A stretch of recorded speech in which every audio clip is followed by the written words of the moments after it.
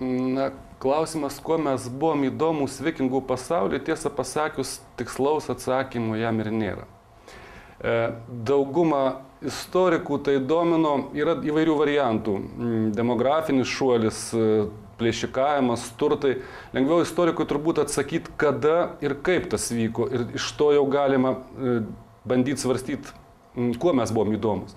Pirmiausia, mes apie vikingų pasaulį tikrai žinome, kad jis į mūsų kraštus veržėsi, norėjo čia užkariauti, iš kelių informacijos šaltinių. Pirmas toks visiškai nepaneigiamas tai rašytiniai šaltiniai.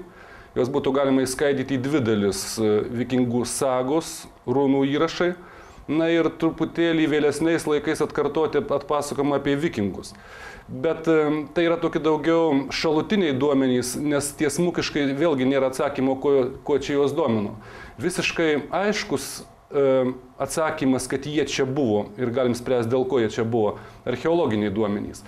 Ir aš juos skaidyčiau vėlgi į kelias dalis. Pirmiausia, tai tikrai vikingiškos gyvenvietės ir vikingiški kapai, tarkim Žardį, čia prie Klaipėdos, Palanga, nekalbant apie Gruobinę dabartinį Latviją, buvusi Prūsija, Kiaupas, Viskiautai vos ne 500 vikingiškų kapų, kitaip sakant, buvo pastovios kolonijos. Dabar kalbant vėl apie vikingus, veržėsi jie keliomis kryptimis, iš esmės, aišku, turtų ieškojimas. Viena mums artimesnė Konstantinopolis, rytų sidabras, kita vakarų Europa, Anglija, Prancūzija, netgi iki Šiaurės Afrikos, vėlgi turtai. Bet ir naujų žemių ieškojimas, kur net ir nėra turtų, Grenlandija, tai vadinama Vinlandija, dabartinė Šiaurės Amerika. Iš esmės tai turbūt reikėtų kalbėti apie tai, kad vikinginis pasaulis dėl savo karinės demografijos ir dėl įvairių priežasčių, tenka pripažinti, kad matyt karyba tai yra tam tikras civilizacijos variklis, ir čia galima ieškoti kažkokios tai analogijos net pagal švedų karus 17 amžiui, bando užgrobti teritoriją, pavadinkim, paversti Baltijos jūrą vidaus ežerų.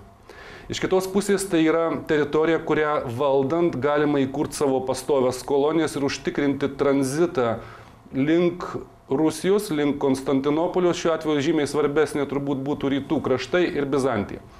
Dėl ko pas mus jie neįsigalėjo, čia būtų kitas klausimas, tolimesnė istorinė paralelė, tai būtų kryžiuočių kalavijuočių ordinas, bet iš esmės buvo sunku nukonkuruoti Dnieprą, Rusijos teritoriją, net ir dėl to, kad ten vikingai žymiai sėkmingiau pasiekė valdžią. Ir visiškai aišku, kad senosios Rusijos iškilimas susijęs su Riurikų dinastija, o Riurikų dinastija iš esmės yra skandinaviškos kilmės.